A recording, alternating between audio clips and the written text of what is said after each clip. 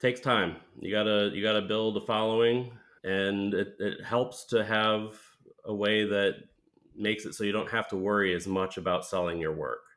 Because if you're just worried about selling your work, you're first off gonna undercut yourself.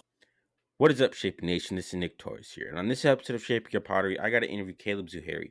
Caleb makes some really incredible, really bright colored, and awesome patterns on his pottery. In this episode, you will learn how Caleb makes these awesome, bright pattern color. You also learn about why you just need to keep going in order to start seeing success with your pottery.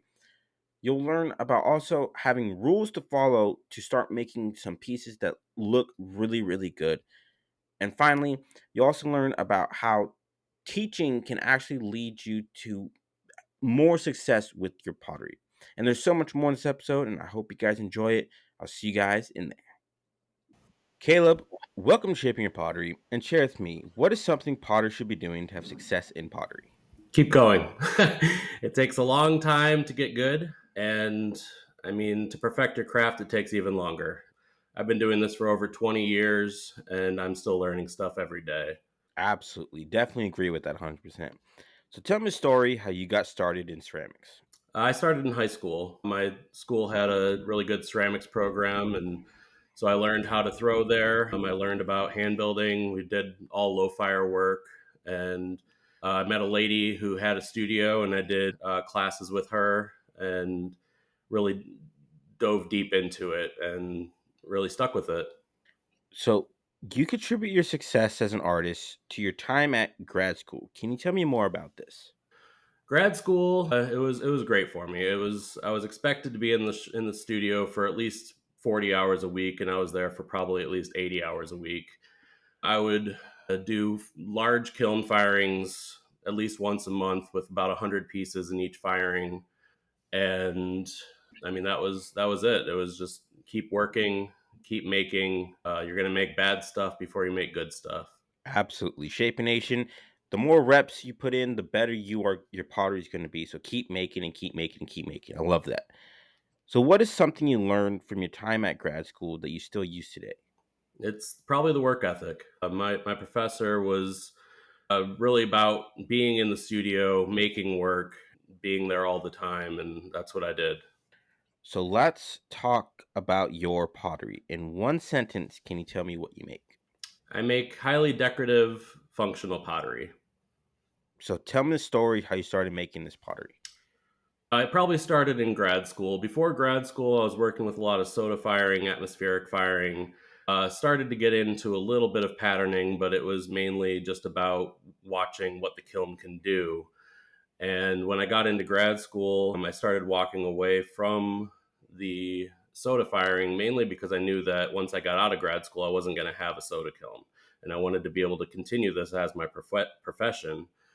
And so I started working with a gas kiln, started layering colors, started seeing how I could make gas fired purples by taking a blue glaze and putting it on top of a red glaze, and then seeing those two colors blend together during the firing to make a purple.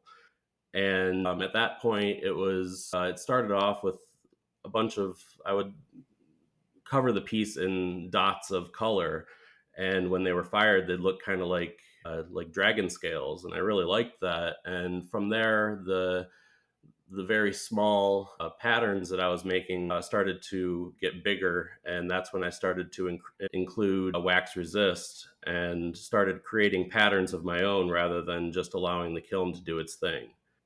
So how long did it take you to actually figure this whole process out?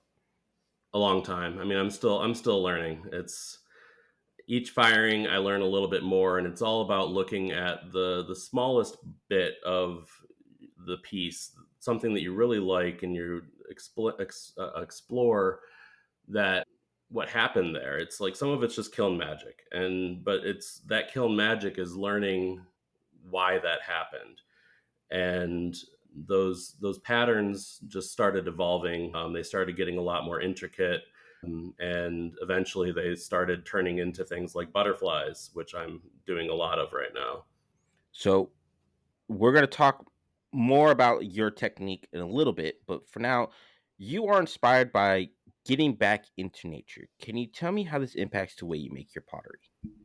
So I live on the edge of the forest. I go into the woods a lot. I do a lot of gardening and working in the yard and stuff like that. And I see nature all around me, and it's something that brings me joy. And so I like to take those ideas and explore them. And yeah, So, can you give me a simplified explanation on how you create your awesome designs and patterns? it's really about the experiment. It's I mean, technically, it's a bunch of layering of glazes. It's seeing how glazes react with each other. I mean, a lot of it is trial and error. I mean, the patterns that I'm making now, I've been making them for probably around 5 years now, and they've evolved over those 5 years. My brush strokes have gotten more fluid. And the patterns themselves, it's like there are times, not as much now, but when I was starting, where I would get to a point and I wouldn't really know how to continue the pattern to make it cohesive around the piece. And just by doing and seeing and living with my work, I've been able to make it more of a cohesive pattern around the piece. So, you mentioned experimenting. Would you mind expanding on that for me? Yeah, I create a lot of rules, especially with my patterns. It's when I do something in order to make it look like it's a cohesive pattern around the piece. I mean, there are rules that you have to follow. Like for instance, with the butterflies, if I make it too busy, it won't really look like it anymore. And in order to figure that out, it's taken many years of work. And yeah, What are some other rules that you put into place to help make your patterns come to life? I'm not really sure. So like some of the rules that I look at are like the way that I layer them. It's like if I layer them in a specific way, it's not going to work. And it took me a lot of trial and error to figure out which ways work better than others. For instance, if I cover the entire piece in black and then I do the pattern and then I put glaze directly on top of the black underglaze, the glaze will run and it'll get a little bit muddy. But if I water etch it to take away all of the excess underglaze that's not waxed, then the glaze will adhere better, the pattern will stay crisper, and it overall it looks a lot better. But it took me probably a couple of years to figure that out. So, let's talk about the business side of pottery. Can you tell me about the moment when you decided to go full time with your pottery? Right when I got done with grad school, I was my wife. She moved me back to Ohio from Texas, and when I finished grad school, I was like, I need to work in clay. I don't care what I'm doing, but I need to be in clay primarily. And so I was looking at places. I found this community studio and I looked to try to get a job there. And first thing the lady would ask me was, "You want to buy the business?" I was like, "Well, let's see how it goes for a bit." So I worked there for about 6 months before taking over the business. And that gave me a revenue stream that I was able to use to build my own personal pottery business. And so I was running the shop. I had one employee at the time, so I was at the shop 5 days a week. And in the downtime, I'd be working, making my work at the shop. And then we'd have people come in and I'd teach classes and stuff like that. And then I had a personal studio at my house that I would do all of my glazing and firing there. So I was doing all greenware at the shop and glazeware at my house, driving bisqueware to my house every couple weeks. And I was also doing a lot of street fairs. And so I would make my work and then I'd go off and do a street fair. And everything kind of fed each other. It's like I would have a slow day at the shop, but I'd have a busy day at the fair, or I'd have a slow day at the fair and a busy day at the shop. And between the two, I was able to make it happen. Outside of attending grad school, you also contribute your success to owning your business and teaching beginners pottery. Hmm. Can you tell me more about this? Yeah. So, I mean, it's the same thing. Like you just got to keep doing. And so by teaching people, I was able to see how beginners fail. And using their failures, I was able to make my own throwing skills better. I was able to fix their pieces, which by doing that, I was able to see how they were messing up, and I could put that into my own work, and it made my throwing skills a lot better.